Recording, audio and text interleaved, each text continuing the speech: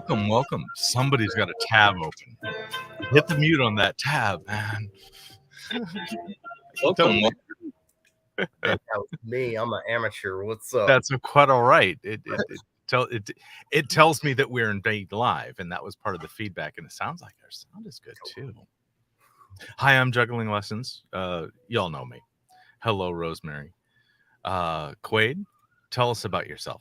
Who is this guy next to me? Yep, I am Quayd. An unusual enough name, so no need for any nicknames. Run a YouTube channel, What's Your Argument, where I argue or I dissect arguments. I have another one actually called that's just Quayd Snell. You put in Quayd in Google, I'm sure you'll find lots of things that I've done and this and that. And so cool. That's who I am. I'm ignoring the Chase down in the corner yet because he's actually our ringer guest. David, tell me about yourself. Sure thing. I come from the UK. I once upon a time went and worked out in America as a sports coach, and that meant staying in host family digs for a week at a time, and then you just travel to a new place all the time. So the lifestyle was really great, but you also met a load of different people with lots of different ideas. And my very first week in America was spent with a pro-lifer 7-child family in Portland. And basically, long story short, one of the eldest children said that they made a claim that ozone layer isn't being depleted, and I can't remember the exact word, hydrofluorocarbon or whichever word it is. One of them. Yeah, one of those long words. And I didn't know how to respond. I was adamant that she was wrong, and I didn't know how to articulate that. So that started a sort of these past 5 years, I guess, where I've ended up doing a podcast, having these sorts of conversations on my YouTube. I've since, over the course of the pandemic, written 2 books on fallacies and biases, probably full of mistakes, but that's life. We get feedback, we improve. Travis is correct. Travis smells a vegan. Hello, Chase. Somebody say vegan? Yes, we did. Travis smells a vegan. That sounds delicious. Oh wait, you're talking about me? Yeah. I would be pretty delicious though if you ate me. Yeah, maybe. I'll have to take your word for that because I ain't checking. Barbecue sauce on there would be set. I think you're going for effect. Hello, Chase. Good to see you, man. Thanks for having me on again. Thank you. Chase was on with me on Monday on my channel, and we talked about your claim, a different claim today. Yeah. So just a few days ago, I was on the Juggling Lessons YouTube channel, and everybody should check out that video. The claim there was slaughter is animal cruelty. And Dali asked some great questions, and it was really fun. You asked some questions that I hadn't thought of, really got me thinking. And then today we got a different claim, though. Okay, what is the claim today? Meat should be illegal.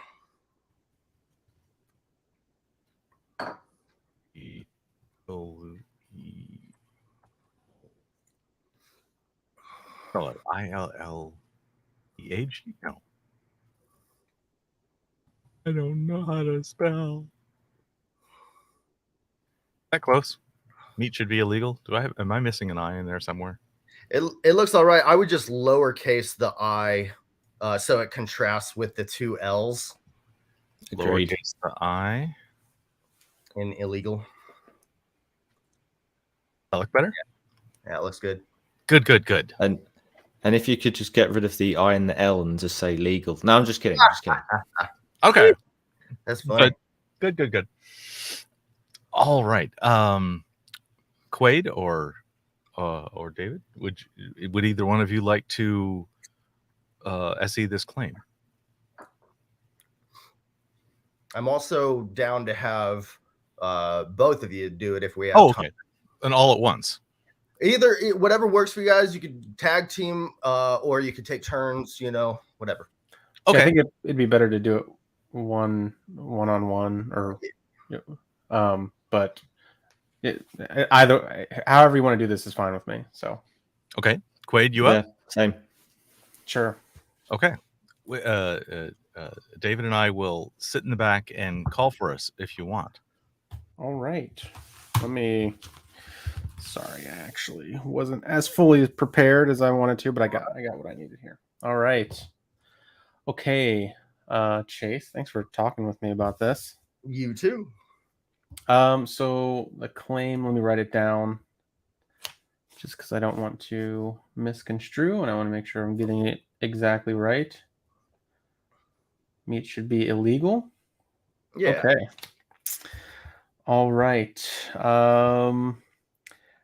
Yeah, I think Dali came up with this idea of just kind of asking some precursor questions. So I don't know if he's asked similar things, but how long have you had this belief?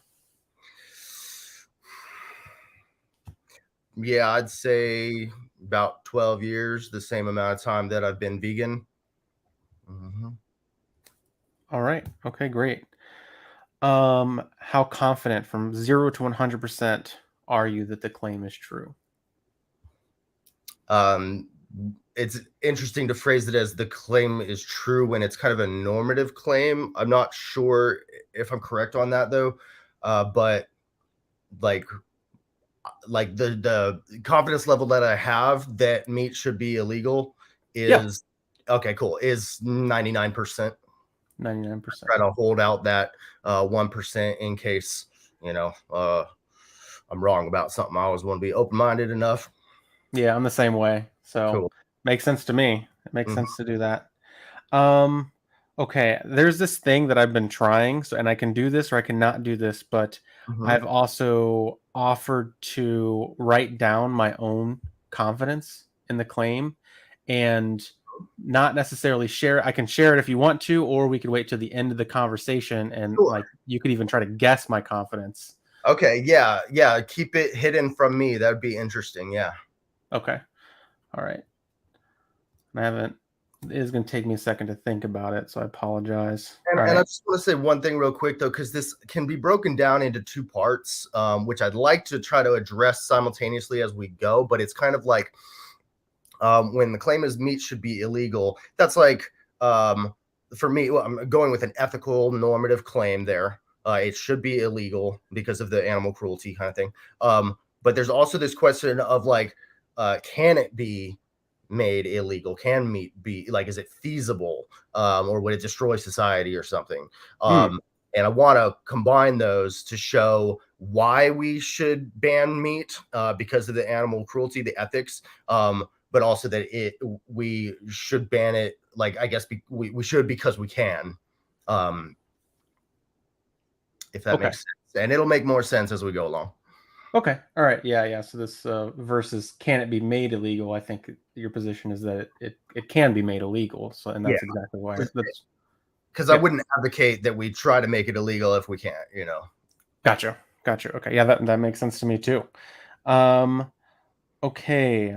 So I don't think I need anything to find. That seems like a pretty clear claim to me. So I think that's good. What would increase your confidence that this claim is true? Yeah, I'd say if I saw some sample cities doing it, like small cities that implemented like an animal bill of rights that outlawed slaughterhouses and farms and any products being sold, any animal products, not just meat, because animals are killed for dairy and eggs as well when they're children. So just to be clear on that, but we'll just stick with meat for right now. Okay.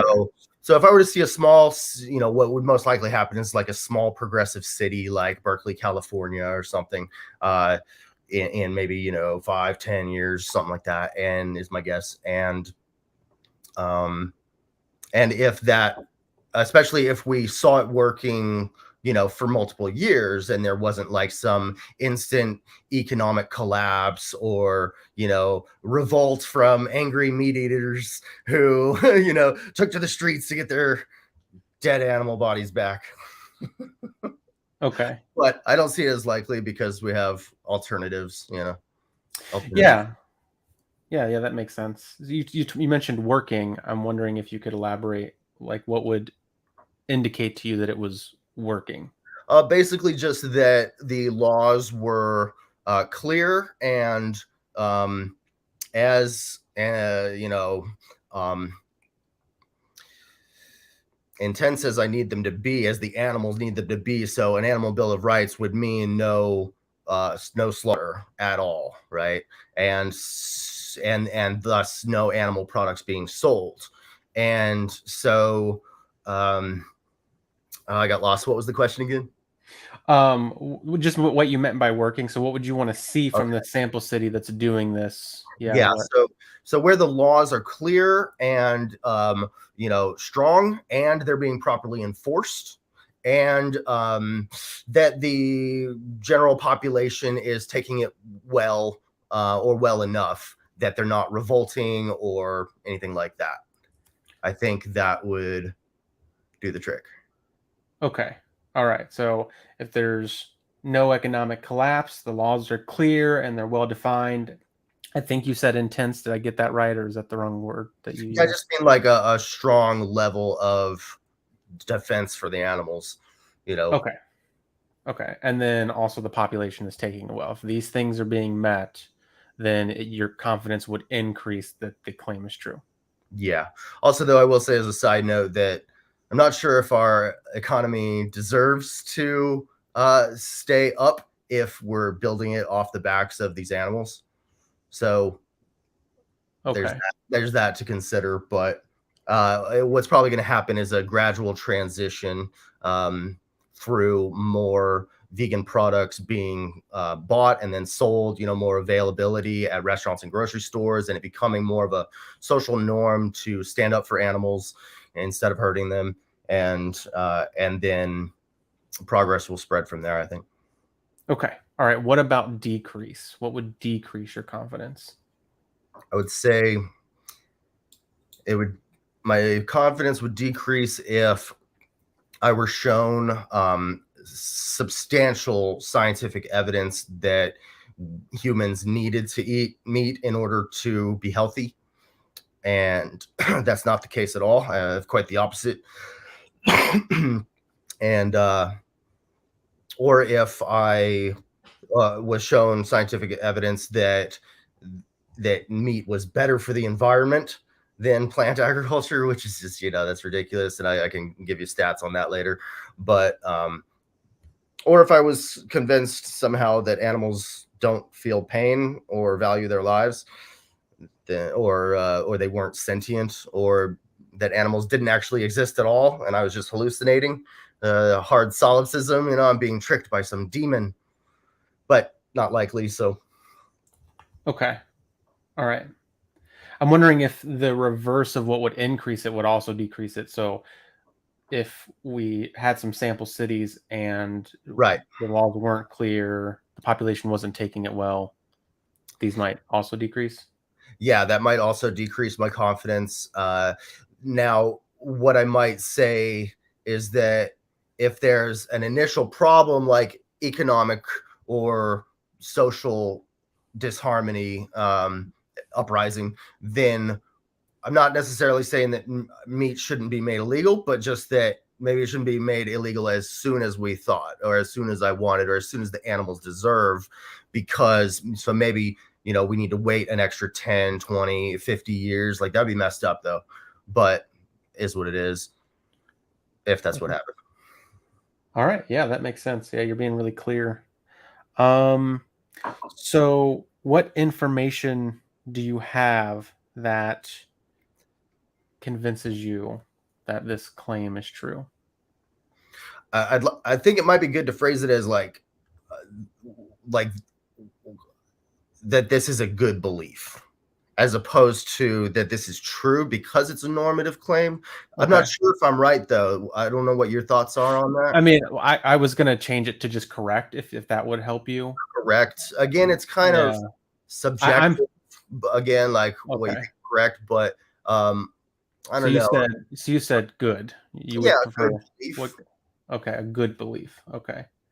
Okay, gotcha. Yeah, I mean, like, I just don't like getting bogged down in the semantics, but we can use good. Oh, sure, and I don't mean to either. Okay, so the question was again what now? What information convinces you, or even gives you that confidence level, that meat should be illegal? Sure. So we look at, just like with ascribing human rights, it's the same kind of process where we combine science with philosophy. So we use science to see that both humans and animals are sentient beings, and we are animals, we're mammals. So we all have brains and nervous systems, and therefore are conscious sentient beings who can feel pleasure and pain and have a desire to stay alive. So it's on that basis then that you go into philosophy and the ethics and say, okay, well, based on the science, should I care about the well-being of humans and animals, or if I do, just kind of instinctively or intuitively, or because I was conditioned to, is it good to care about the well-being of humans and animals? And if so, how can I make that increase? And then we already have laws against kicking animals, and it seems to me that killing is worse than kicking, because like if we get kicked, we're going to have a bruise, but we'll get over it in a day or two. But if we get killed, then that takes everything we have, our entire existence, all of our friends and family relationships destroyed. And animals have those relationships. We have this prejudice sometimes that they're just like robots or moving plants or something that don't have friends and stuff, but it's just not true. They enjoy their lives. So if we think it's wrong to kick an animal, we should think it's even worse to kick an animal or to kill an animal, and the penalty should be even worse. It's more harmful to kill than to kick, and they're killed when they're children, because that's when they're fed enough meat or enough crops that they've reached slaughter weight. And so like the natural lifespan of a pig is just like a dog, about 12 years old, but pigs are killed when they're only 6 months old. And that's like killing a puppy. Got you. Okay. So just going through some of these, I think the first idea was that, there are human rights. And so if there are human rights, then there should be animal right, or there should be other animal rights. Yeah. And if you want me to dive into that just a little more. Sure.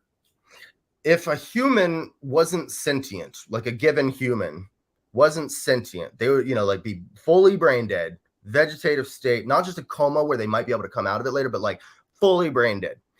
Like they're essentially just a living organism, but they're not sentient. So it's not such a concern to extend moral consideration to them. But animals are sentient. And so, if we found a human, sorry, I'm getting distracted again. I go off on these rants sometimes, so you'll have to pull me back in, but let's just go back to continue on as you wish. Okay. All right. Yeah. So there's this, it's obviously centered around this idea that they're sentient, right? That there's some level of consciousness, and particularly that those conscious states can involve pleasure and pain, as well as something else that you mentioned. Yeah. And like if we found an animal who was not sentient, then we wouldn't need to extend moral consideration to them. And there might be cases of that, like bivalves or, some kind of sea creatures, not like lobsters or crabs, those are sentient, but maybe jellyfish or something like this. I'm not too sure. But and similarly, if we found a plant that actually was sentient, then we would try to extend moral consideration to that plant. If they had, despite not having a brain or nervous system, if science showed us that this plant was somehow sentient. Yeah. And this is completely hypothetical, but I am wondering how you would respond to that situation. This is obviously, sure, we're not sure, but if you did find out that like basically everything that we ate was sentient and could feel pleasure and pain. Yeah. I'm wondering how that might change your claim, or how you would respond to that. Yeah, it's a good question. So if that were the case, that both animals and plants were sentient, then first of all, we would want to see we might create a value hierarchy based on, like, are they of equal sentience, or are animals still more sentient even though plants are sentient? Or, you know, another thing would be maybe lifespan, you know, so does the plant live longer than the animal? Then we might want to value the plant more. These kinds of things. I can get into that later, more of a value hierarchy system. But the other thing to keep in mind here, though, is that if plants were to, you know, if we discover that plants feel pain or sentient, the thing to do would still be to go vegan, because we have to eat plants in order to survive, but we don't have to eat animal products. And it takes 25 calories of plant foods to make 1 calorie of beef, according to Yale University. 25 calories of plants to make 1 calorie of beef, because the farmer has to feed the cow every day for 18 months to get them up to slaughter weight. And so just imagine a giant pile of grains and grass that was fed to this animal to get a tiny amount of meat. So more plants are killed in the creation of meat, dairy, and eggs because of these animals eating the crops.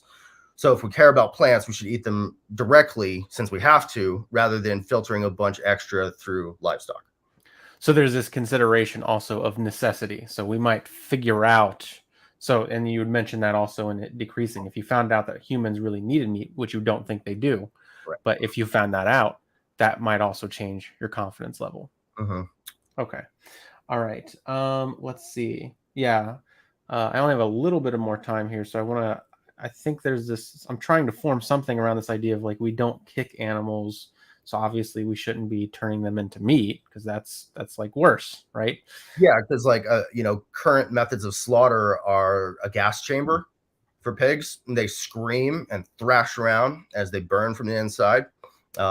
Birds are dragged through an electric bath of water to stun them, and cows are bolt gunned in the head to render them unconscious, which doesn't always work.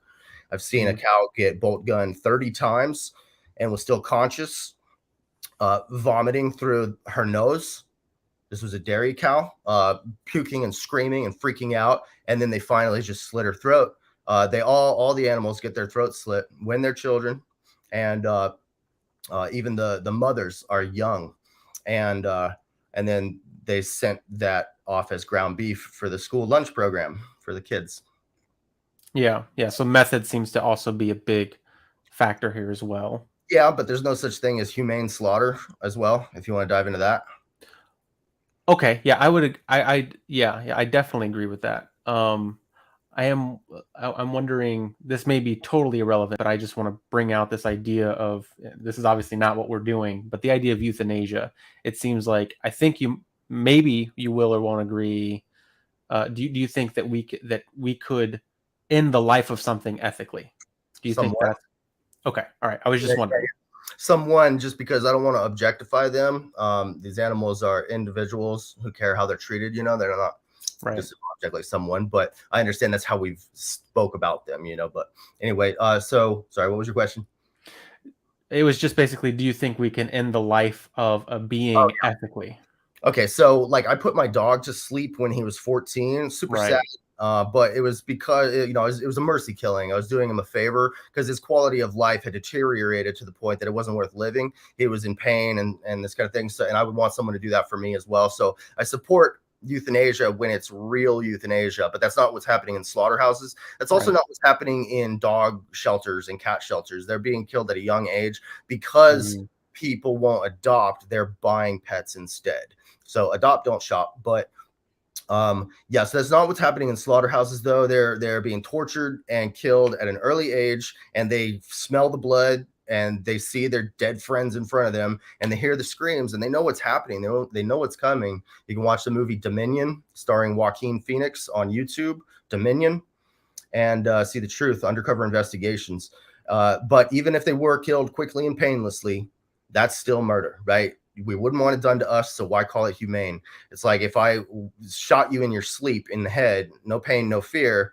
Well, yeah, that's better than torturing you and killing you slowly, for sure. But there's a third option of just letting you sleep and then wake up and have your life. So that seems to me to be the more moral option if I don't need to kill you. So we have to consider the will of the thing as well. It sounds like that's of the being, yes, of the being, right? Yeah, we have to consider what the individual, yeah. Right. Okay. I would even go so far as to say the person, like animals Right. should be given legal personhood. That doesn't mean, so I say animals are people, they're just not human people. All right. By person, I just mean a conscious individual who cares how they're treated. Right. Right. Okay. I think maybe just one more question, going back to this idea of necessity and eating what you need. I'm also wondering if it would change your confidence, or if you've done any research regarding the differences that humans have in terms of potential diets, and if there's a consideration. And so would you say that no humans need to eat meat? Correct. Unless you're like, stranded on a desert island, that kind of like this island behind me here, right. But no, so like the science is very clear on this. So let me just pull this up real quick. So the Academy of Nutrition and Dietetics is the world's largest organization of food and nutrition experts, with 100,000 registered dietitians and physicians. And their position, based on meta-analyses and all this, is that an appropriately planned vegan diet is nutritionally adequate and for all stages of the life cycle, including pregnancy, lactation, infancy, adolescence, for athletes, and for the elderly. And that a vegan diet has been shown to reverse and prevent, or at least I shouldn't say reverse, but prevent and alleviate symptoms of hypertension, type 2 diabetes, heart disease, which is the #1 killer of humans, and certain forms of cancer. And this is also backed up by the British Dietetic Association, the Harvard, Yale, the United Nations, etc. Okay. I do have one more question. I'm sorry, Dali. I have one more because I thought of it. Go ahead. And we can open the floor at this is point. The band starting to play off stage. Yeah. We don't have to be pushy. We could just sit here and stare. Go ahead. Yeah.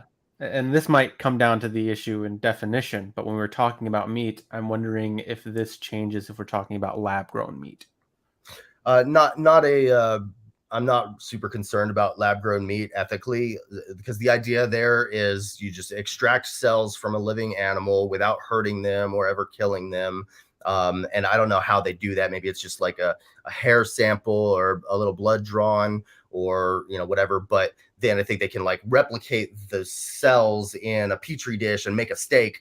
And then I think they could even like make a whole bunch more steaks than that cow's body would have produced, because they can replicate the cells or whatever. So do you think that meat should be illegal?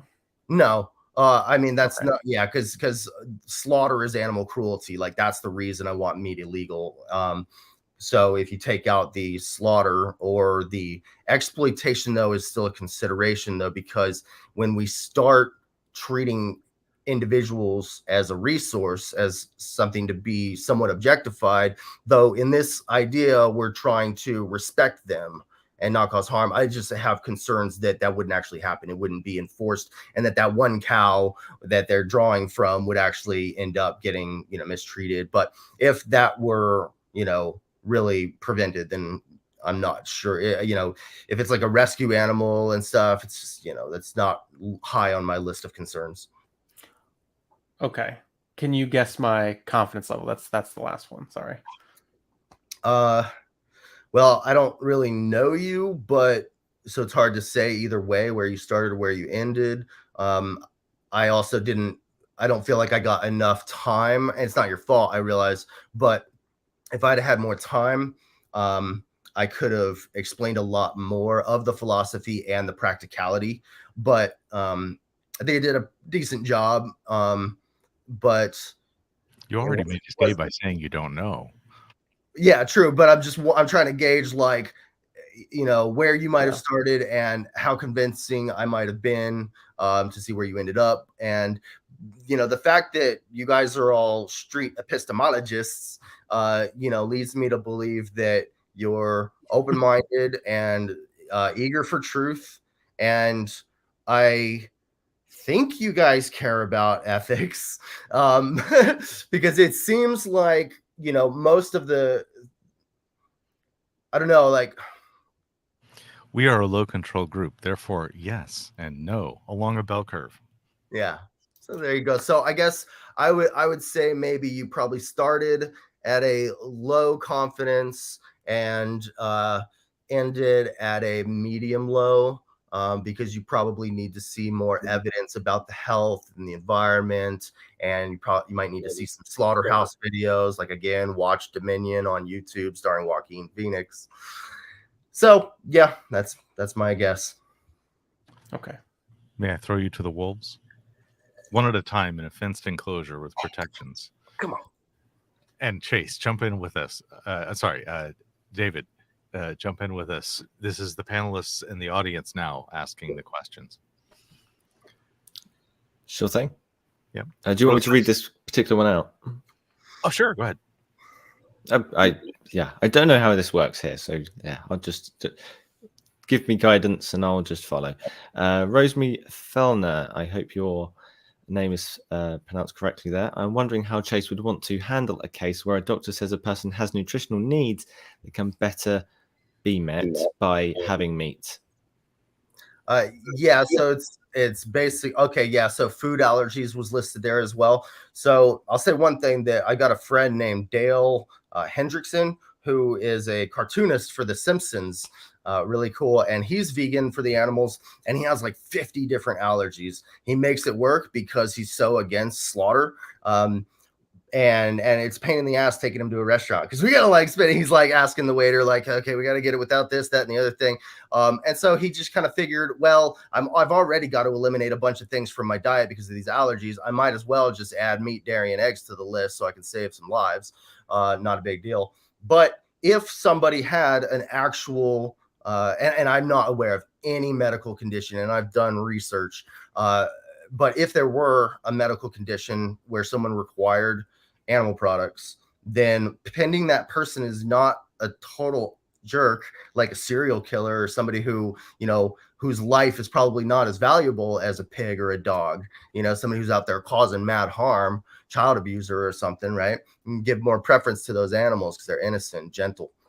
But pending the human was, a good person and these kinds of things, then I might say that that's a case of survival, wherein the situation is much different.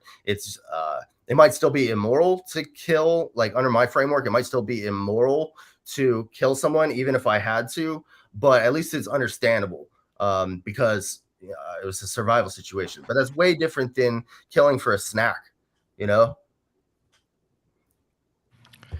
Stephen asks, how do we define sentience? And Travis asks, why does sentience matter? Do those make sense as one question? Yeah. I guess I thought I had answered it earlier. Maybe they didn't see that part, or I'll say it again. Is that sentience? I might also have been. I'm hitting questions from a while back. Okay, that's cool. Yeah. Okay, good to know. Thanks. So yeah, sentience is, the ability to have a subjective experience of life, to have preferences and desires, to care how you're treated, to be conscious, to be able to feel pain and pleasure and these kinds of things. And that is brought about by having a brain and nervous system.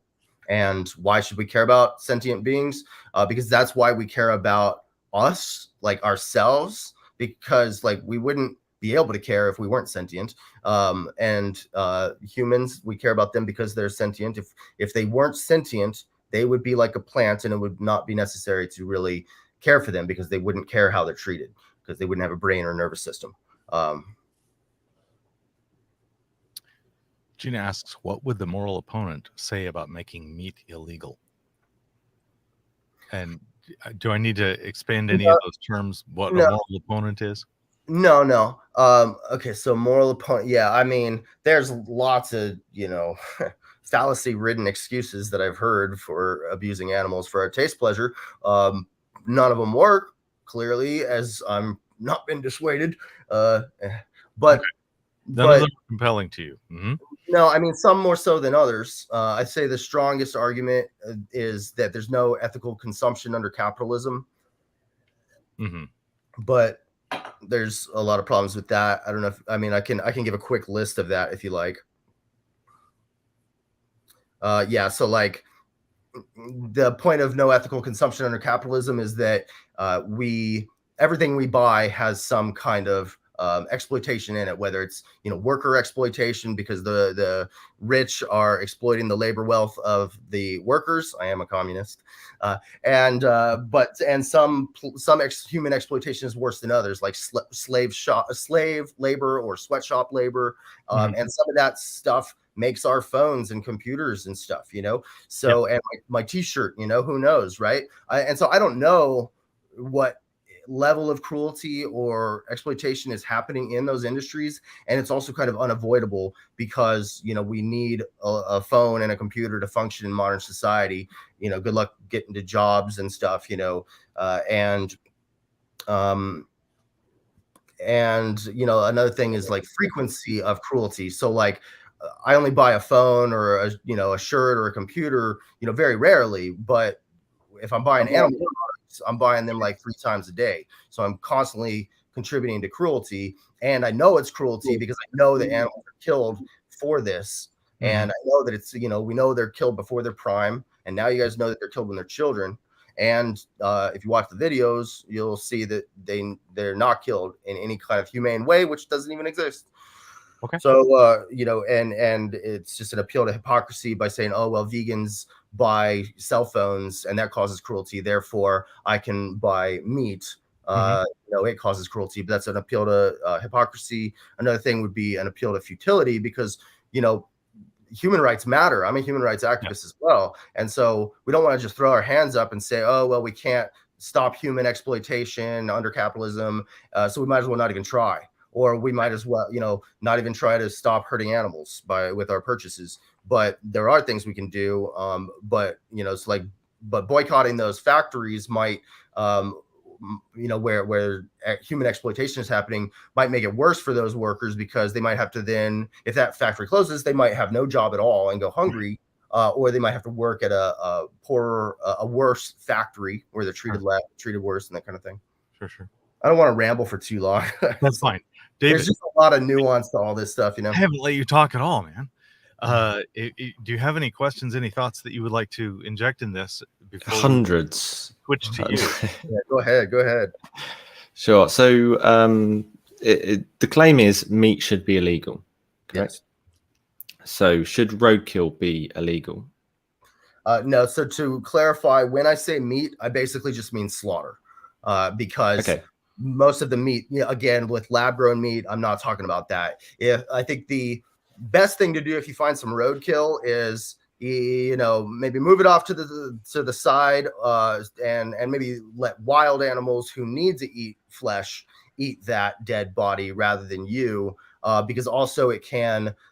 When we eat their bodies, it kind of reinforces the message to society that animals are objects or that they're food. And that might, just lead people to actually buying from slaughterhouses. But that might be a slippery slope fallacy. And so I'm treading cautiously on that. So it's, it's not a huge issue if you want to eat roadkill. It's pretty gross and it's bad for your body. When my dog died, I had no desire to eat his corpse. Seems pretty weird, but I'm not sure it would be unethical. But it sure does stretch the heck out of the Overton window. If we don't get the emotional impact of what you're describing, we're not paying much attention. Yeah, I wanted to share this comment. I wonder if you would know anything about this, Chase. Dominion isn't based on American slaughter. Temple Grandin reformed it a long time ago. I want to say something before I answer that question. So keep it up on the screen because that's good. But there was a question earlier that I want to make sure I answer in another light, which was, what would my moral opponent say? Like, if their proposition was that meat should be legal, how would I defeat that? And basically I would just, in a quick statement, there's a victim with their purchase, but there's not with mine. So that's the difference. You have the right to do whatever you want until you start harming others. And that's where we draw the line. Okay, so with this question, Dominion isn't based on American slaughter. That's true. Dominion is undercover investigations inside of a whole bunch of farms and slaughterhouses in Australia. and there's a map of all of these farms and slaughterhouses. They published this map, the activists, so that everybody can know where all these places are, and it's listed like this is this farm, which is right here on the map, and here, look at all this cruelty, right? But yeah, I've got thousands of hours of factory farm and slaughterhouse footage from all over the world, including the great USA here, which is why I am not a patriot, because of what we do to these animals and what we've been doing to humans as well. But in any case, so Temple Grandin, so that's basically like animal welfare as opposed to animal rights or animal liberation. So animal welfare is talking about like bigger cages, and so that often is, that's all they get. So like a little bird, you know, these birds, these chickens laying eggs and stuff, battery cages. They get this much space, and then we pass a big legislation thing that most people support because they're against animal torture, and they think this is helping a little bit. But the cage goes from here to here. You get an extra like 6 inches, boom to boom. Now that's better, isn't it? Because now you can actually spread your wings while you're suffering. Okay. But that's not cool, right? So Temple Grandin did stuff like that with cows mostly, and it might have made things a little better, but they're still suffering immensely and being killed when they're children. And they have to be killed when they're children, because otherwise the meat industry would lose money by pouring feed costs, having to feed these animals for years and years to let them have a nice, long, happy life. Not realistic. This is a business, and they're looking for profit. To a bottom line. That's just how it is, and it's, you'd have to be really specific about what you wanted different if you wanted to introduce something additional into something where it's a competitive bottom line thing, because everybody needs to ride that line. To be in business. Yeah, and I talked earlier about how the natural lifespan of a pig is 12 years, but they're killed at 6 months old. Natural lifespan of a cow is 25 years old. They're killed at 18 months, just a year and a half old. Yeah. And birds are killed for eggs and meat. These chickens are killed. Their natural lifespan is about 10 years, 12 years, and they're killed when they are about a month old. Mm-hmm, mm-hmm. Okay. Quayd, do you see any other questions that we should bring up? No. Okay. I'd like to ask the audience. I'd like to poll the audience a little bit. And without necessarily telling us what your position is. Can I say one last closing statement? Okay. If you don't mind, I don't want to. I think we are still talking about the topic. So yeah, you can say whatever you want. Okay, because I know I talk a lot. I annoy myself with this shit. You can have a last word, and then I'll do my poll. Okay, cool. So I just want to give a quick thought experiment. Hypothetically, imagine that aliens exist and they're smarter and stronger than us, like to the degree that we're smarter and stronger than animals. They're smarter and stronger than we are, these aliens. They come to Earth, they start to treat us the way that we've been treating certain animals. Maybe they make some of us pets, treat us nice. But most of us, they put into factory farms and slaughterhouses, and they enslave, torture, and murder us. They cut off our testicles with no painkiller because that would cost money. They cut off our tails so that we don't bite, or they cut off our fingers or whatever so that we don't claw each other, because these animals get their tails cut off, because otherwise, in extreme confinement, imagine being stuck in an elevator with 10 people. You're going to lose your mind and try to get out of there and end up fighting each other. All right. So anyway, so these aliens, do all this. They're killing our babies in front of us, and now they're coming at us with the knife, and we're pleading with them, saying, screaming, saying, I want to live, please don't hurt me, and the aliens say, who cares about you? You're just some stupid human. You're not part of our group. You're not an alien, right? But the funny thing is, 2%, that's totally in character. That would make sense.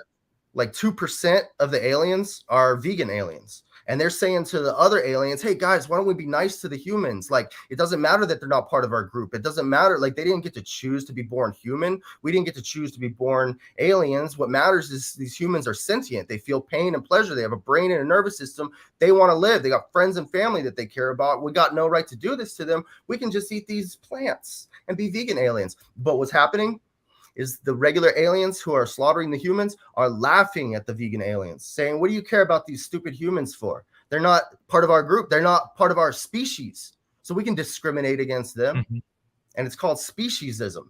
right? Discrimination based on species, like racism or sexism. So if we were to say that it's wrong to kill a dog, but fine to kill a pig, that would be speciesism, because there's no real difference between these animals.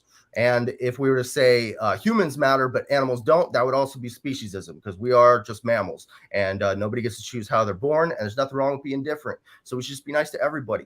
And that's about it. Thank you.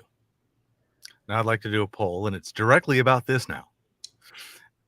I don't want to know people's position. I don't want to know if they've changed their mind at all, in which direction. I would only like the magnitude. If the answer is 0%, that would be 0.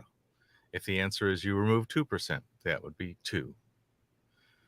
And then I have another question, and that is, did the closing argument move you, or that which came before, or both?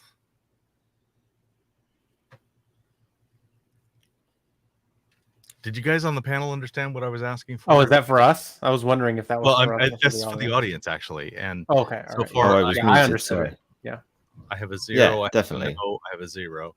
Anyway, obviously, if it's 0, then neither one moved. So okay, 0. I'm still trying to understand the instructions. If you want to repeat it or clarify. So the first thing is, I just want to know percent of change. If they moved in any direction, a 0 would be they weren't moved by your presentation. 1 or 2 or through 5%, whatever. I'm not asking which direction. I'm not even asking what their position is. I want them to have that for themselves. Okay. Are they moved? And then and if they were moved at all, was the closing argument relevant in the question? Was what came before, or both?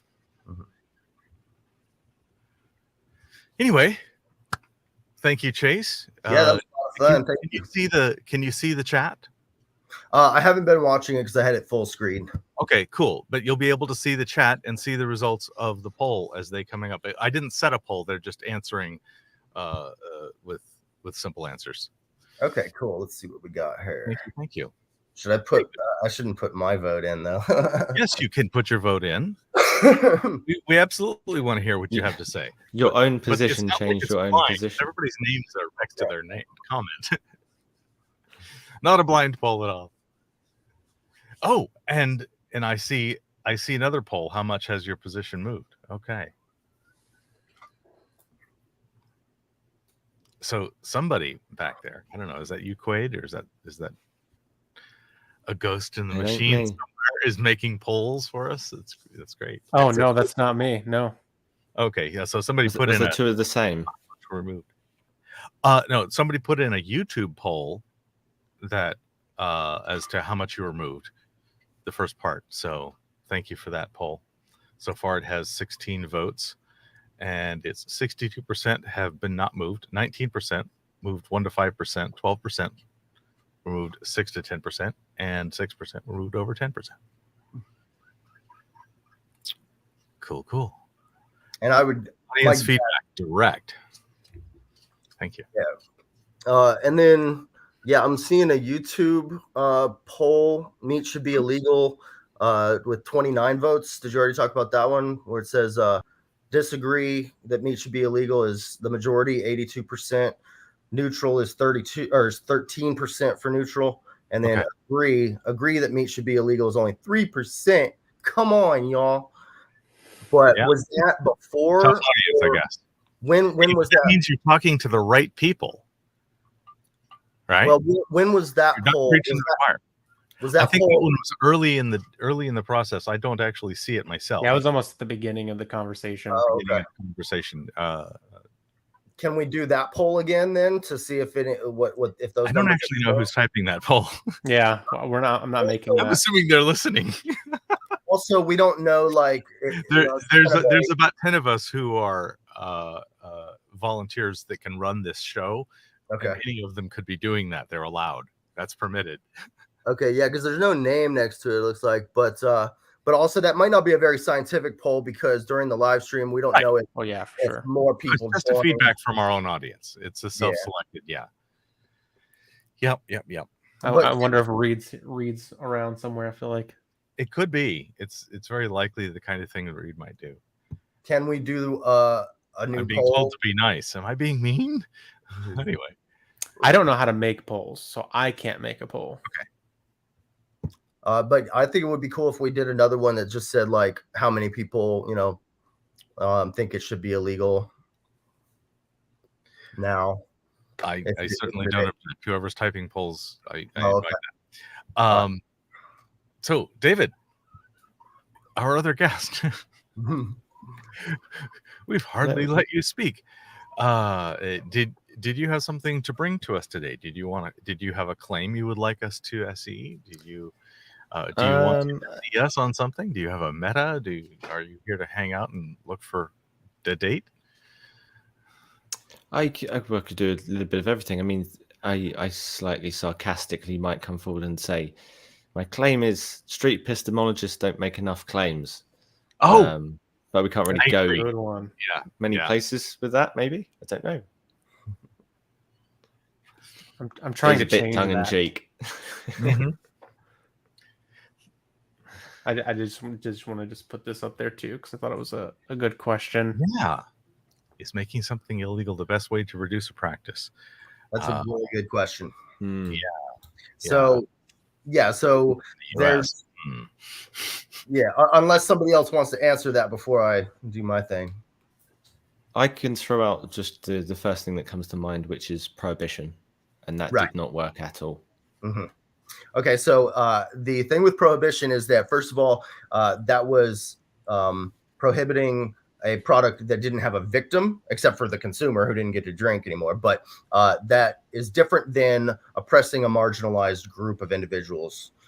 So I look at it more of like a social justice movement rather than just abolishing a product. Okay, so but also with prohibition, just to finish that part off, that they didn't have an alternative product. They didn't have, they got rid of booze, and then I don't know if they had weed around or whatever, but maybe not. So they had to be sober, and a lot of them were probably alcoholics. So they're gonna get mad about that. But with food, like we got vegan burgers, chicken nuggets, sausage, pizza, ice cream, candy, all that good stuff.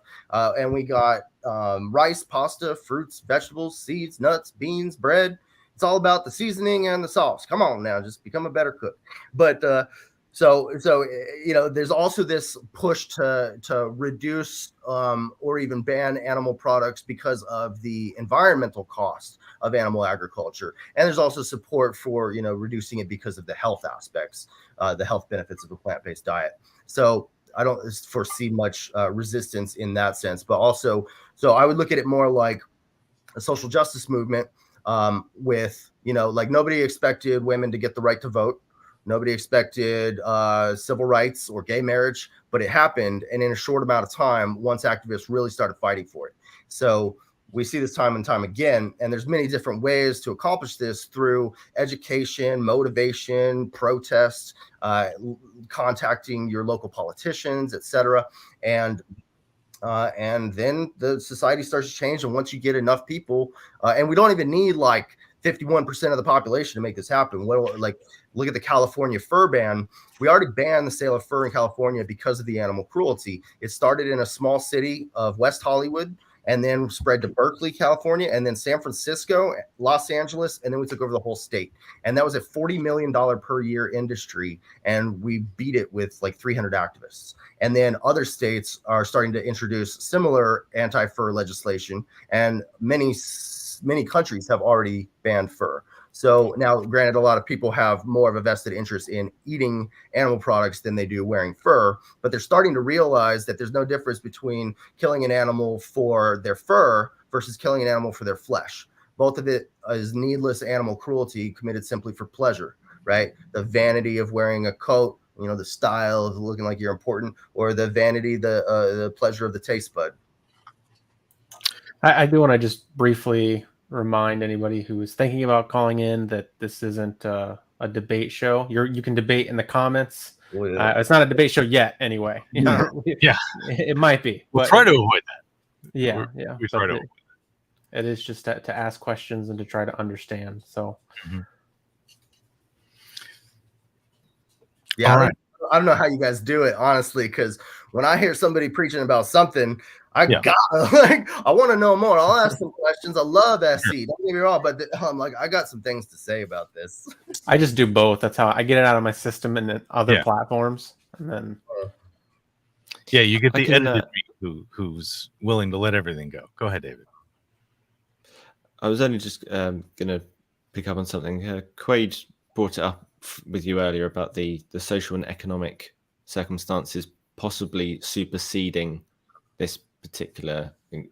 Social justice would be dependent on social cohesion, which is the thing you're trying to achieve. And obviously, if they go in the opposite direction, you said it's not possible. We'll wait longer. Is that roughly what you said?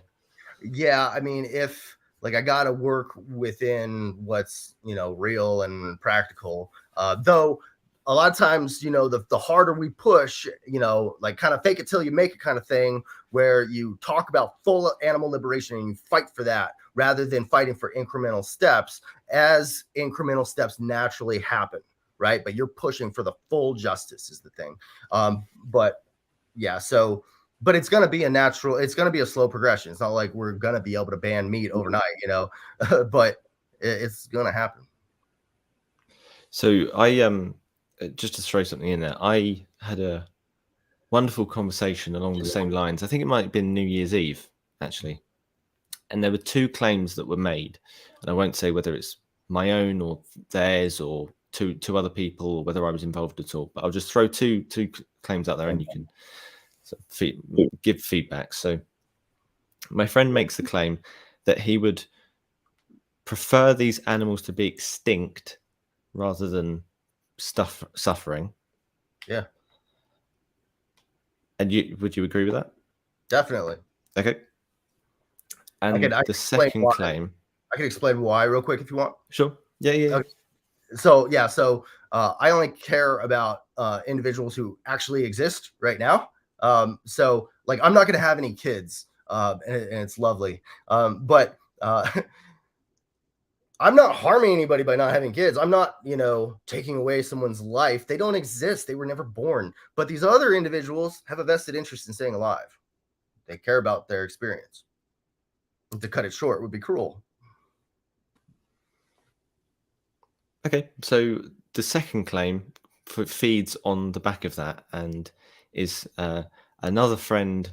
I have to word this in a particular way so that you just think they're sort of friends that are talking. So another friend said the most financially sustainable long-term economic model for funding the livelihoods of animals, whatever that livelihood may be, is to sell their meat at the end of their life.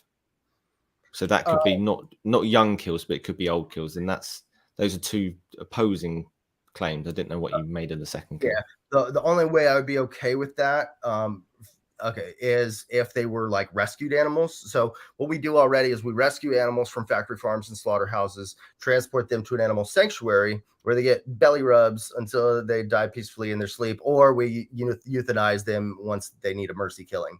At that point, I don't know what most sanctuaries do, if they usually just, you know, give them a nice proper burial out of respect for the dead, or if they feed, you know, maybe if you rescued a cow and they die naturally of old age, I don't know if humans would want to eat old meat, for one.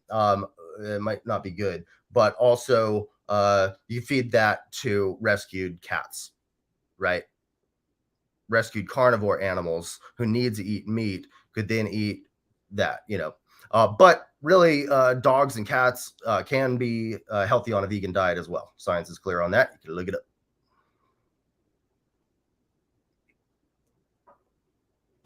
Okay, I didn't want to take it any further. I just wanted your position on that because it's an interesting thought. Yeah. Mm-hmm. I wanted to say one last thing about the business aspect of it. You know, like nobody cried when we went from DVD to Netflix because it's better. It's better. And the business owners, DVD manufacturers, they saw the change coming, and so they could adapt. You know, they saw trends and technologies improving, and so they had time to change their own technology or to move into a different business or whatever. And vegans are already helping animal farmers transition to plant farming if they want to. And there are many animal farmers who are sick of sending animals to the slaughterhouse and would rather just grow potatoes or whatever, or weed, man. And so we've got in Texas, there's the Rowdy Girl Sanctuary, and in the UK is the Vegan Society, and they give tips to animal farmers about how to switch.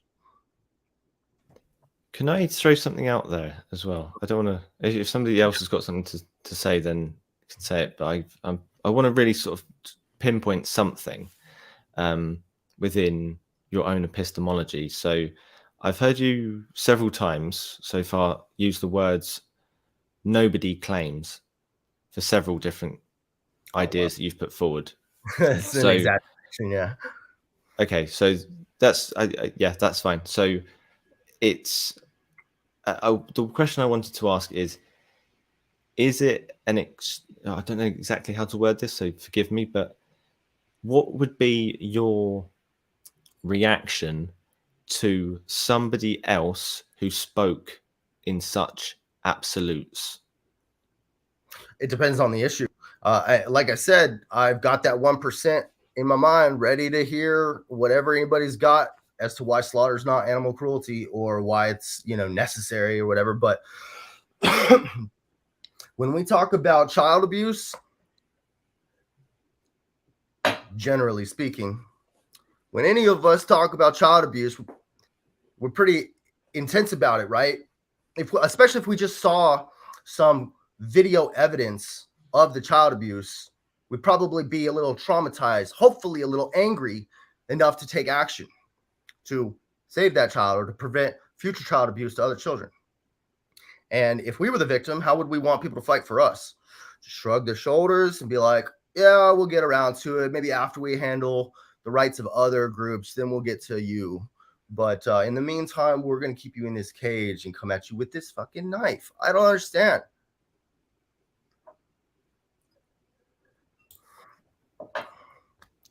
Okay. Yeah. Has anyone else got anything to throw out there? I am just curious, David, if you wanted to actually talk more about the essayers don't make enough claims, or if that was just a joke. Oh, so I mean, yeah, we can move on if you wish. I was just wondering because we also have somebody else that I think Gina might want to call in as well. So I'm absolutely 100% always going to defer to somebody else who. Okay. If we are to exude Socratic wisdom, then we have to say that somebody else is always more important than ourselves, and yeah. I'm not sure. Maybe that's a claim. Yeah, that is. Thank you, Chase, for coming along, making your claim, letting us grill you, and I mean that in all the double entendre. And thank you. Call again. All right. See you guys. See ya. Hello, Gina. You have a claim. I do have a claim. Hello. Hi. What's the claim? David, I don't think we met. Hello, we have not. I don't think we have. Hello. Hi. Nice to meet you. Okay. I assume you've called in before. Yes. I am an active practitioner myself. On the panel for you. Wonderful. If we're going on your claim that ethical practitioners don't make enough claims. Okay. Sure. So, I mean, it is a completely half-baked idea that I've thrown out there. But yeah. Okay. So my claim is that children starting from late elementary school should be taught about the wide range of gender identities and sexual orientations as a way to normalize them and counter the religious shaming that a lot of them go through from a young age.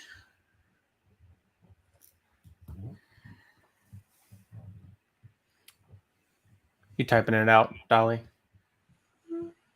Trying to. I'm going to summarize the heck out of this. It's not too bad. I was doing the same. Yeah. Children should be taught. Children should be Yes. taught gender identities from what specific age? Is there a sort of range? Late elementary.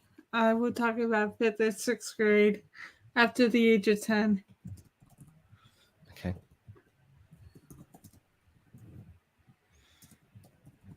Would you like the panel to grill you on this one? I'd like one person to grill me on this one. All right. David, I think you get first refusal. You You want to start? Let's go for it. Why not? You can hit us up at any time. Yeah, I mean, I just throwing it out there. I've not been on the specific channel before and not done this specific format, so it's very interesting as well. So you have to bear with me. I'm going to bear with you. Yeah, she's like the other stuntman. She knows this really well. She's not going to trip you up. No, please do. Please do. That's absolutely fine. So just to clarify, the claim is children should be taught gender identities from the age of 10 onwards. Yeah. And that is in elementary schools. That is funded by taxpayers. That is a standard as mathematics. Yes. Okay. Before we get into any confidence claims, first of all, where does this idea come from? What does it mean to you personally? This is something that I've heard bandied around a bit. It was a discussion recently on Peter Boghossian's channel, and it was something I've been thinking about, and how I wish when I was growing up these things had been talked about in a way that was normal. And maybe if I thought it was normal, I might have come out a little earlier. And not been so afraid in my immediate environment. I live in a little conservative corner of a very blue state. So it's been really difficult, and I feel in a lot of ways that education and critical thinking and psychology and science education are behind by like 50 years around here. It's really frustrating to see. And I think that if this becomes more normalized, then people won't have to go through what I did.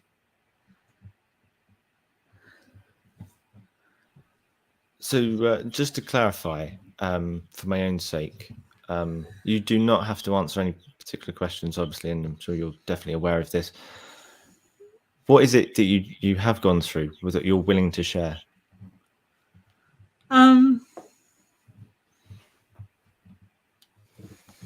I guess a bit of shaming from religious family. Indirect, not said about me in particular, just general statements about LGBTQ people being quote unquote sick. I'm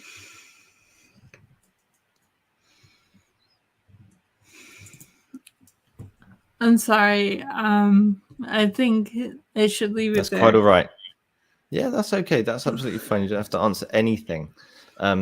So let's go into the confidence scale. How confident on a scale of, let's say, 0 to 100 or 1 to 100, where 1 or 0 is you don't believe the claim. Obviously, you do. So it's not going to be 0, but it's greater than 50. Yeah.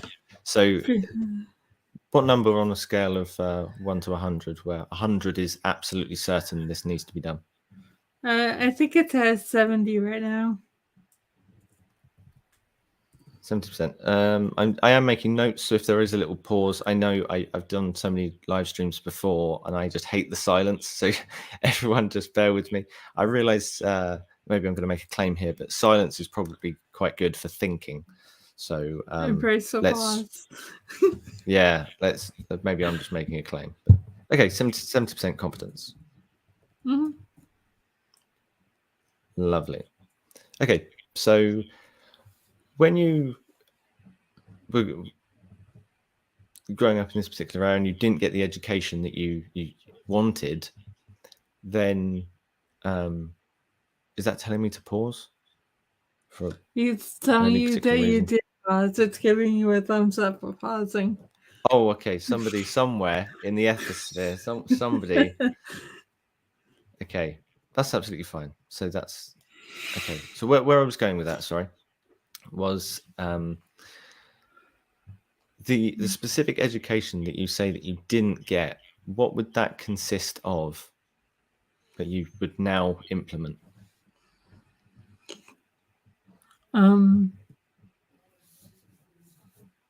I think it would include more updated or better resourced information in psychology about sexual orientations being normal instead of quote unquote normal and or deviant. That was something my psychology textbook in senior year of high school. It would include information. Thanks.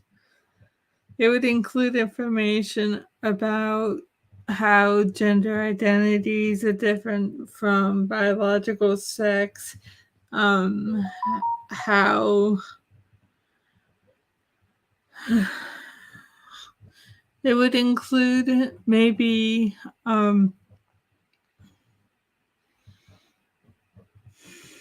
I can throw something out there if you like, to give you a nudge.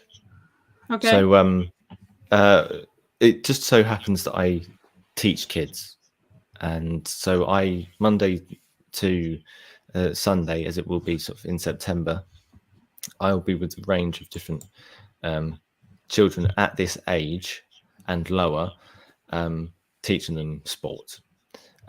So we structure lessons in a very specific way.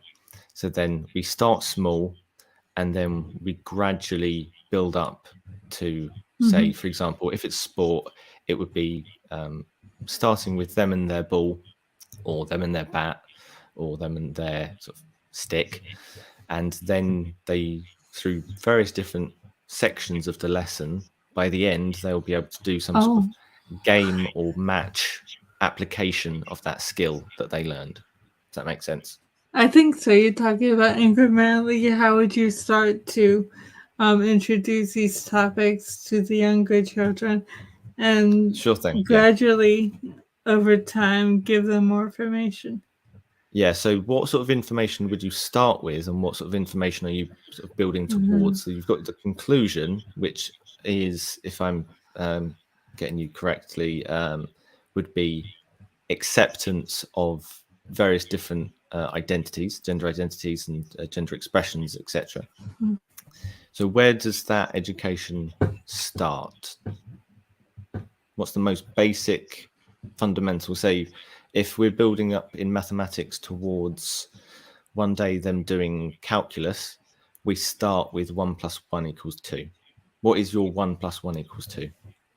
That maybe our friends and have families that look different from other families. Maybe one person in the class has 2 mommies, or another has 2 daddies, or families can come in different shapes and sizes.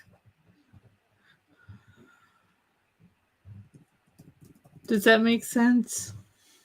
Yep. I'm again just making those notes, and also just letting you sort of think things through as well. I don't want to just jump in and talk over you. So yeah, differentiation of different types of parents, and then possibly a number of siblings, that sort of thing, so that they have in their mind already, they have an idea that people and children grow up in different ways, some with certain parents, some without, all of that sort of thing. Am I right? Yeah. Okay. So 70% is a very interesting number. There's a lot of scope for it to move there in any particular direction. So obviously I'll go with the similar structure to what was just discussed. I'll give you the choice of either giving me something that increases or lowers your confidence. Which direction would you like to go into? I think lowers my confidence. Okay. If I found out that this kind of education didn't really help at all in educating children in a more fair way, then my confidence would be decreased a lot. Increase the other way. Also, if I found out that the cost or implementation of programs like this in elementary school was just too big, too hard in some areas, that would decrease my confidence. I know economics have, yeah. Oh, just to clarify, when you say cost, some people immediately think financial cost. Are we also talking about resources and that sort of thing? Not just the taxpayers' money, but also if there aren't enough, don't know what the right word would be, guidance counselors, enough people to be sufficiently educated to teach such things. And then that obviously then they'd need to be taught by somebody, and then there aren't enough tutors to teach the teachers. Educators to inform guidance counselors or the health educators in the school, yeah. Okay. Yeah. Sorry, were you about to say something? Thinking. No, that's fine. It's encouraged here. And that is a claim. That is a claim. I'm grateful. I'm making that claim. I've noticed. It's a good thing.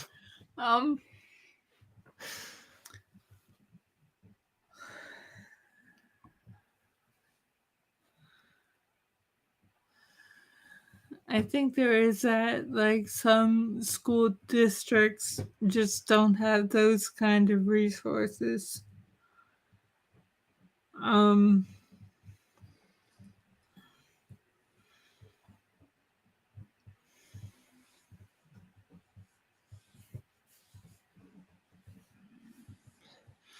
Because health education, and especially like family planning or family education or whatever they call it now, but there's a section in like the school year where if a parent like wanted their kid to not learn that or learn it a little later in life, they could opt out. If we saw like an inordinate number of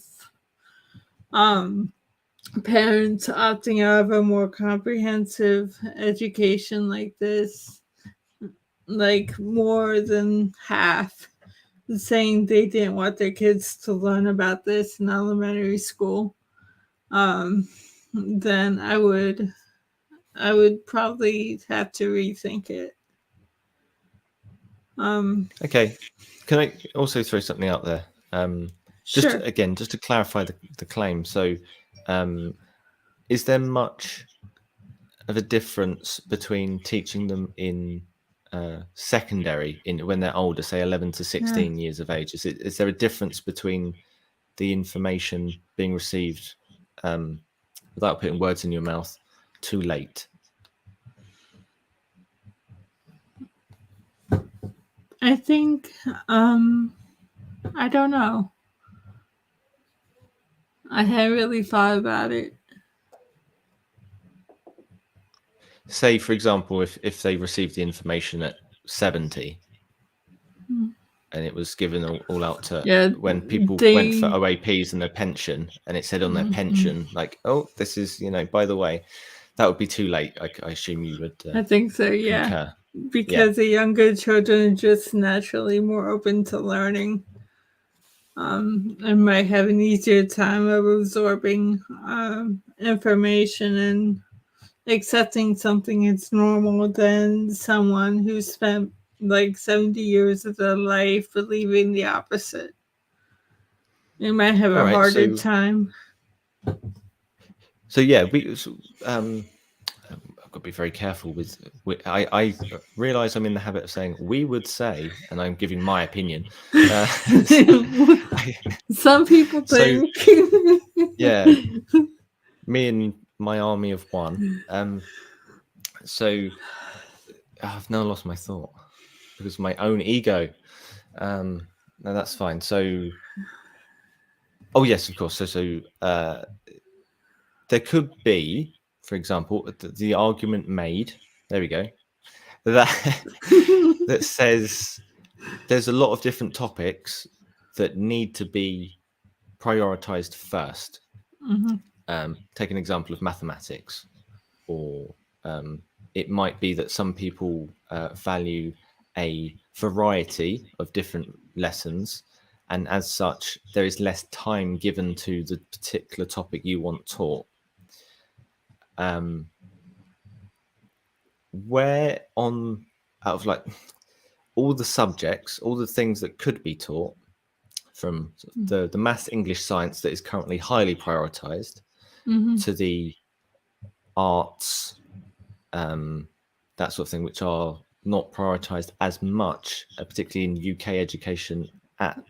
From my own personal experience, American either. Yeah, there isn't an exam when you're 10 or 11 years old in art, but there is one for maths, English, science to get into secondary school, kind of thing. So where on that scale would you prioritize this, may I call it, sort of social emotional learning? I think it would fall under health education. Okay. So where would you put health education compared to all other subjects that needed to be prioritized at such a young age? Right up there with I put it right up there with math and science and English. Okay, so it would be of the highest priority rather than of the lowest priority. Well, somewhere in the middle, closer to the top. On a scale 1 to 10, where 10 is like the subjects, math, science, English, languages, and maybe 4 or 5 is music and art. I'd say that health education would be about 8. Okay, would that mean, again, throwing something out there, so if we change that scale to 1 to 100 again, should your position be at 80 instead of 70? There's a lot I don't know about this, so I'm not sure. I think it's a high priority, but I don't know too much about how it should be implemented. Yeah, that's absolutely fine. So in terms of your current position, and just going over some notes. So you said if the barriers to entry were too high, that would lower your confidence. Is that right? Yeah. Okay, and if it was shown to be detrimental in some sort of way, that would also lower your confidence. Yeah. Okay, so I'm not sure if I missed a piece of information. I just put a sentence in the wrong place. So I thought that I had an answer written down for increased in confidence. You didn't ask. We covered the decrease. Oh, we just covered lower. Oh, we just covered lower. Yes. Oh, go ahead. Yeah. Okay. It was your choice, so yeah, I go for it. If I found out there was more support for this than I think there is now, that would increase my confidence. If I found out that it was more practical and easily doable, even in like low income areas or schools that don't have as many of those resources, that would increase my confidence.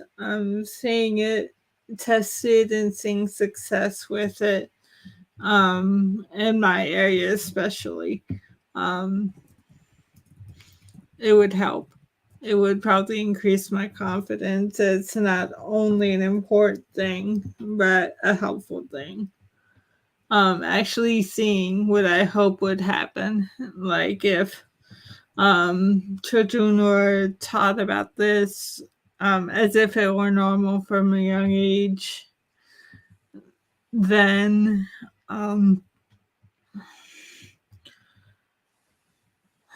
the benefits would be greater. I have an immediate question, but you carry on. Go ahead. Oh, it was only actually, I have several questions now. So, when you say you can see success, what does success look like to you, and can that be measured in some sort of tangible way? How can this be tested?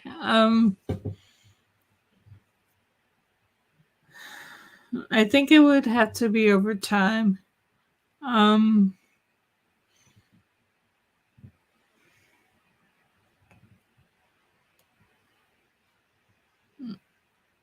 I think there would have to be some comparison between the new kind of health education and children receiving what already exists, and see if there's any difference over a long period of time with different demographics.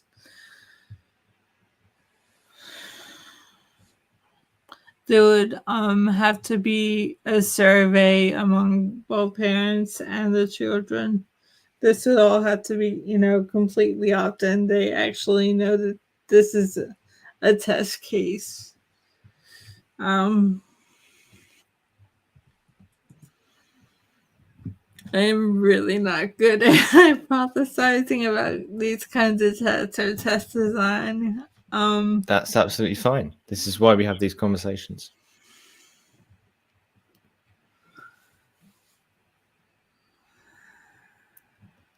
I can continue from that if you like, unless you're still thinking. Go ahead. So, for example, if success was measured by, and I'm just throwing an idea out there. I'm not saying it's my position, somebody else's position, just an idea. If current numbers of polling show, so we do a poll before and we do a poll after, and the poll before says 10% of the given population is LGBT, for example. And then how would I word this? So is it always the case that says success has been achieved if that number goes up? So is it possible for this education to be out there and people to turn around and say, oh, I'm actually not LGBT? So could the number go down and still be considered success? I'm thinking it has more to do with attitudes towards LGBTQ people rather than the number. Because attitudes in society, the way I'm thinking about it, is what as society becomes more accepting, more people will self-identify. They'll feel more safe and confident coming out.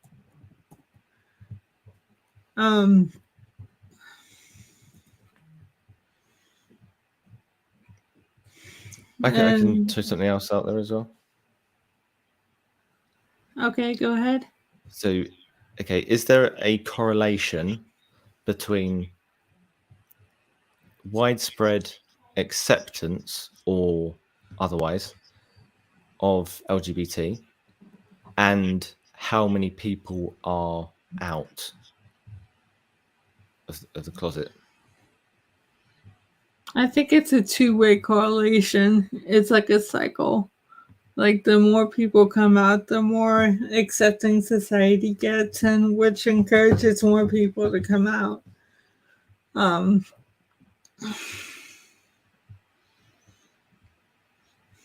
It's not always the case, of course, but I think by and large, like the more we see, the more acceptance we see, the more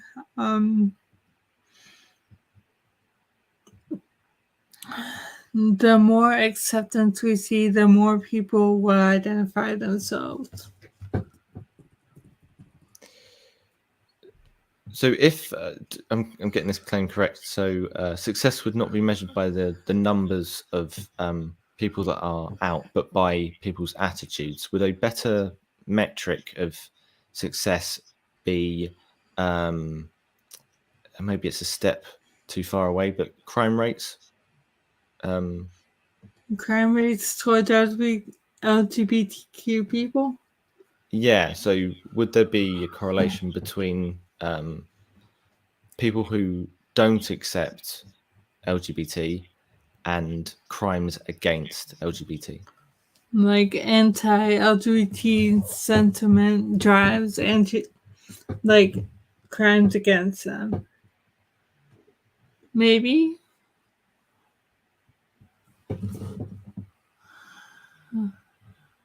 So the specific claim would be if attitudes change in favor of acceptance, there would be less crime against them, which makes people feel safer, which would then encourage more people to come out. Yeah.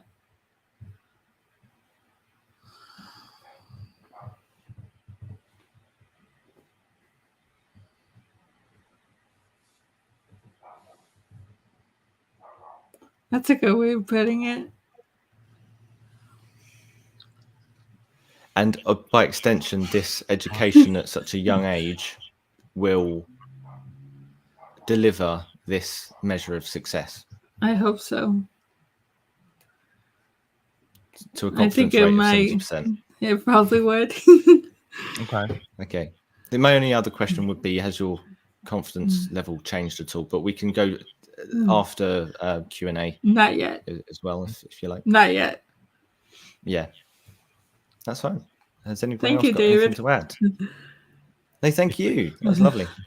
If we have a poll ghost, I'd love to know if anybody in the audience had any emotion. Not just percent, just not even direction, just the simple one.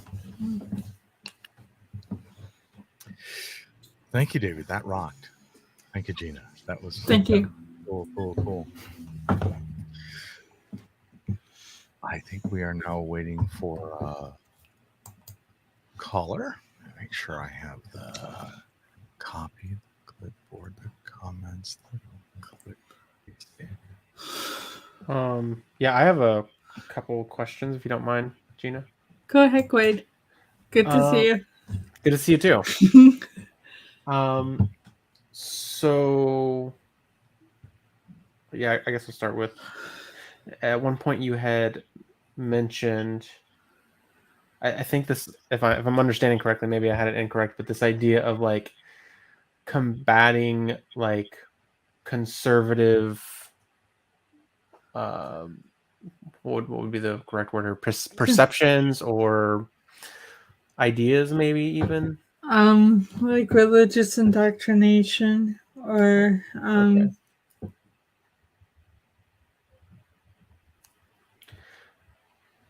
Okay, so I guess my question is, do you think that there are religious or conservative ideas that we shouldn't combat?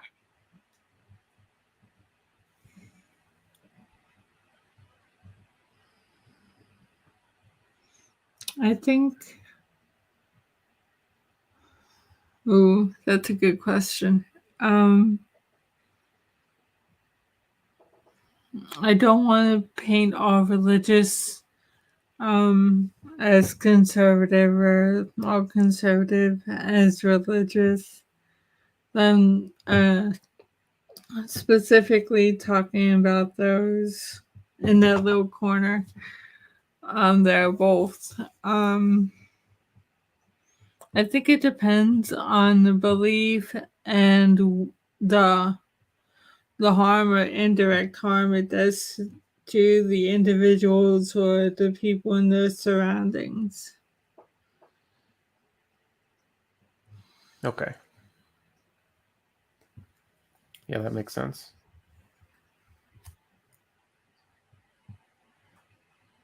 I have a couple more too. So Go ahead. okay. So one, and I hesitate to bring this up, so just shut me down if the road you want to go on. But you had mentioned how your personal experiences of going through something difficult, right? Mm-hmm. And I'm wondering if I'm trying to think. I feel like I could maybe think of a good example. I'm struggling just a little bit, but like for instance, let's say somebody had the experience of being degraded, and I'm not trying to conflate these things at all. So hopefully that's not that doesn't happen here. But somebody had the experience of being like judged or degraded because they like they had a proclivity or an urge to like do something awful to other people, like rape or murder, some of these things. Do you think that that child going through, kind of receiving that pushback and being degraded for, degraded is probably not the right word, but hopefully I'm on some type of track here, but being made to feel bad, let's just keep it about that, being made to feel bad because they have these kind of urges or wants and desires to do negative things to people. Do you think that we should teach then those things in a way that will cause them to be accepted? Does that make sense, or was that too much of a... I'm not trying to understand the question. Okay, all right. So you had mentioned how you went through this negative experience, and this negative experience leads you to believe that we should teach people about this thing so that children don't go through that same negative experience. Is that the gist? Okay. Yes. So my question is, do you think that we should teach about, like, there are going to be children out there that want to like commit crimes? Should we then teach about an acceptance of committing crimes so that children who want to commit those crimes aren't made to feel bad about wanting to commit those crimes? Is that... I'm not sure it tracks. Yeah, I'm not saying that they're correlated. I'm just wondering your thoughts on it. I think that's something that needs to be addressed by the parents and a therapist. Okay. All right. Okay. One more. Sorry, that was a goofy one. That was a hard one to get around. I apologize. Look at Dali here. Yeah, I know. He was with me for a second, but I definitely lost him somewhere along the way. I'm not saying that they're the same. I'm saying somebody else could totally make that connection. I don't make that connection. This is probably a good time to reveal my own bias here, and that I am in agreement with you.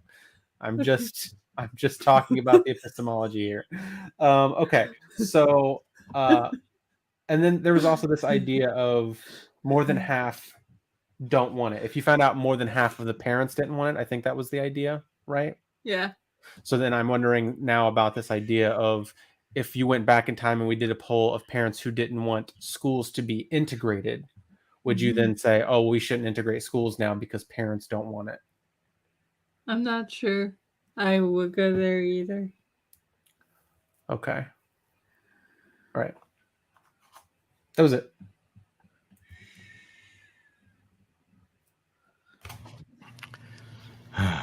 Teaching crime acceptance. Oh boy. I said I was struggling to think of one. I feel like there's definitely better ones out there, but that was just the one that These are difficult from my brain. questions. Yeah. Yes. I definitely have a couple, but we haven't got to the audience yet. So Audience has not popped up with a bunch of questions on this one. If I've missed I can buy them time. Yeah. Yeah.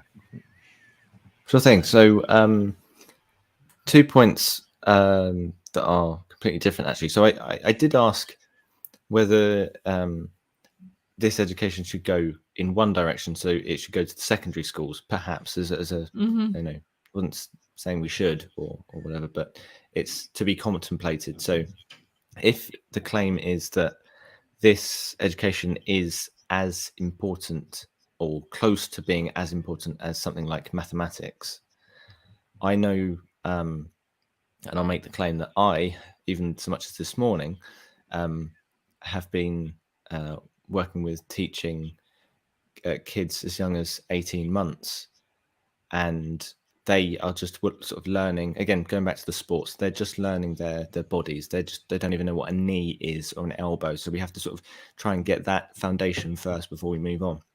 And one of the foundations we put in is a basic 1, 2, 3 numbers. So they have that some sort of basic numeracy before school. And they also have a degree of literacy, as I just said, so they can name things like that's a cone, that's a ball, this is my foot, that sort of thing. So if I'll now go in the opposite direction, if this education needs to be implemented at the age of, you say 10, I'm wondering if it is as important as mathematics, should that age be lower? So why 10? I should have just said why 10, shouldn't I? I think 10 was when I started to learn about these things.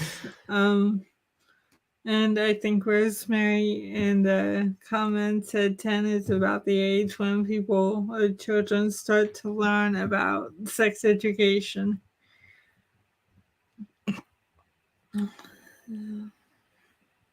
Is that teaching because...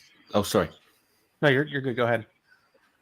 I was only going to say, is that teaching because we just happen to live in a society that enforces that education at the age of 10 and could be wrong about that age? Or is it because there is some sort of reason to stick to that age? I'm not sure. That's a really good question. I honestly don't know. I know that in the 5th grade, this is when I started learning about sex education, and if I had maybe also learned about family education or a comprehensive education, like the Unitarian Universalists have, the OUR program, Our Whole Lives, which is more comprehensive. I think 10 is a good place to start.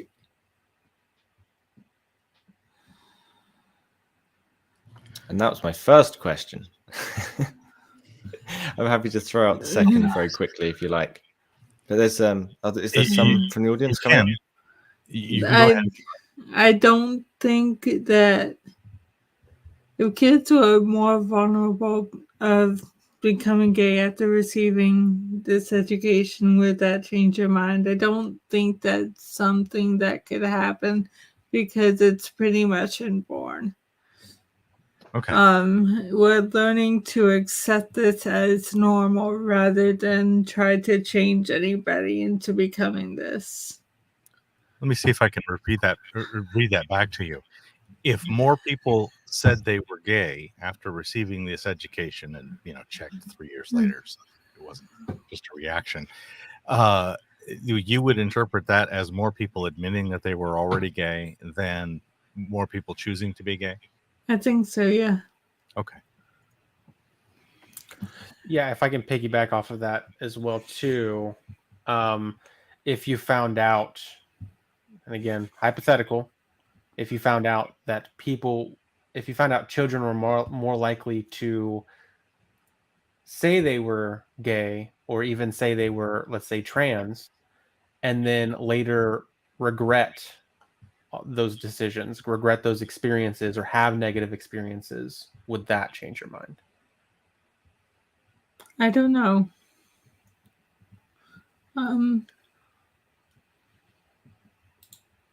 It might, a little bit. It might reduce my confidence. I'm going to ask these in a different order because one is deeper than the other. If sexual orientation had a partially social component, would that change your opinion?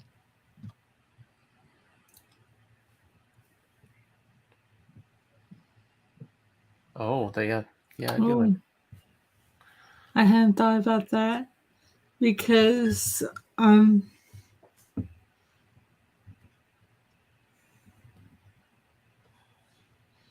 from everything I knew about it, from everything I've learned about it, I don't think it is. I think it's entirely inborn. That Okay. people. So you reject hypothetical. That's cool. Yeah. All right. Reed asks, getting all the way down to the root of the epistemology, what is the limit to what should be taught, and what principle limits it? Oh, wow. That's a really good question. It's as if he's done this before. I know, right? Only for a few years, maybe.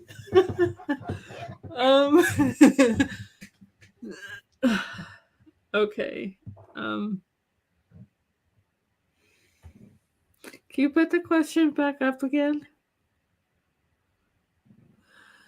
What is the limit to what should be taught, and what principle limits it? I don't know. I think there's a limit to what benefits people. What would benefit children, and at what age? What should they know? What do they need to know in order to navigate social relationships? So avoiding harm reasons, like avoiding having them fall into bad patterns socially, reasons would lead you to earlier. And what would be the thing that would push you to later on any particular topic? Assuming that it was still important enough to hit while you're in school.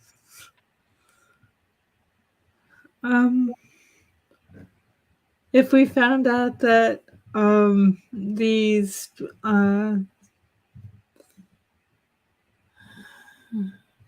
if there was a larger acceptable window for learning about these things,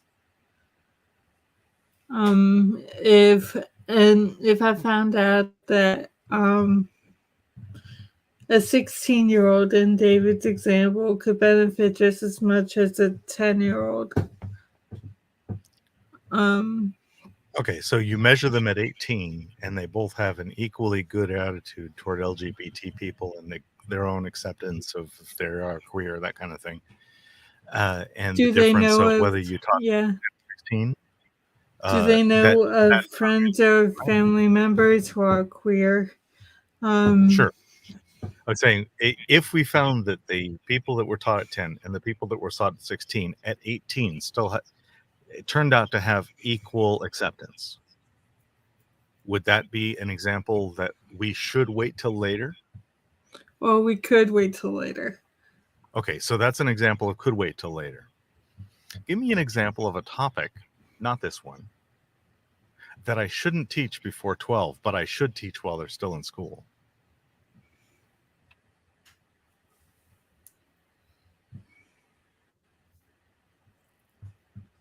Good question. Quayd, David, do you have an answer to the question? I'm thinking.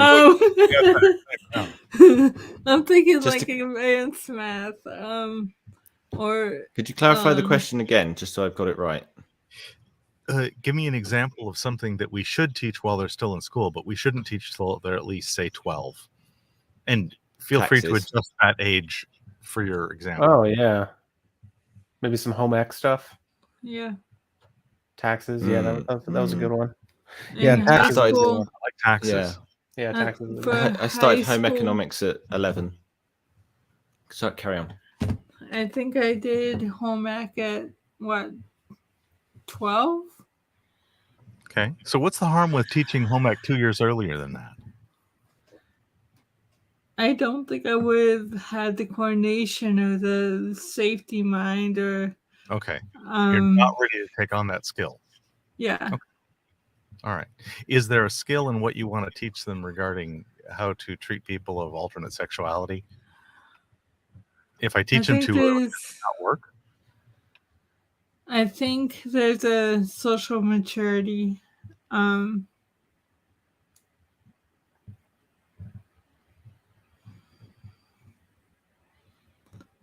This is a hard question because, I mean, different kids will mature at different rates, but I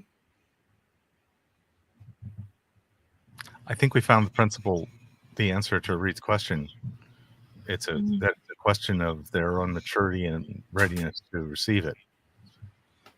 I think that's pushing you both directions.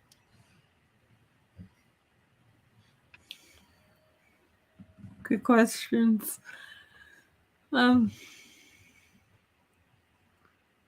Yeah, I do want to point out, because I was thinking of things that obviously we wouldn't teach somebody 12 or under because they're not at that level yet. But I think the original question that you asked revolved around a subject too. Is that correct, Dali? So it's not just like taxes isn't a subject. Well, it is, sure. Financial planning, that's a subject. So yeah, financial planning is. Okay. All right. Okay. That would go maybe when they're 18 or 17 or the later they go to college. Because the earlier they get it, the less they're going to grasp and ever have a chance to practice it before they put it into practice. So reason to make it later. The more math they have another before they start, maybe the better they'll get through the class. Now, obviously, one side would also say, well, sex education shouldn't be until you're 25 and married. And so that's too late. That argument works against it. That's too late. Yes. Agreed. Yeah, I think that is maybe, a question that somebody might ask on this is if you found out that, like, for instance, rates of of teenage pregnancies increased if we were teaching some of this stuff. Might that persuade you? I don't think it's a connected issue. Right. That has nothing to do with this.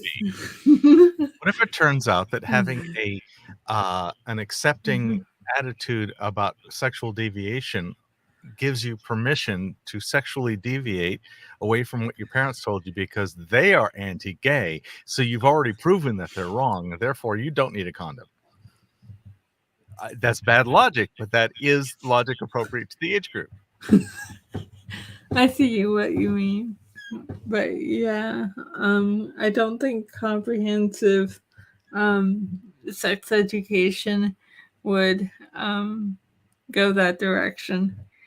I think they would encourage using protection. Yeah, it's a bit of a package. You have to touch several things along with it to not miss out on important things.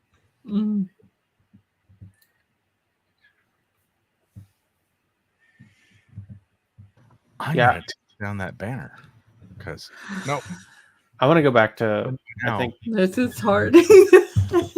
Cool. I'm thinking about this in ways I had before. Wind. That's what we're doing here. Yeah. And I'm having to do it publicly. That's okay.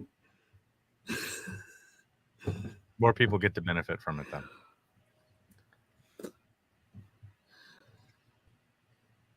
Yeah, I think David brought up something earlier that I've been thinking about ever since, which was this idea of like, okay, so there's this idea that maybe we should be teaching this around 10, but the idea is that, yeah, education is usually scaffolded. So is there anything that we should be teaching about the topic prior to that point that is going to lead up to them learning that thing at 10? And if so, what are those principles? What are those things? All humans have the same rights until they at least become felons. Yeah. Ooh.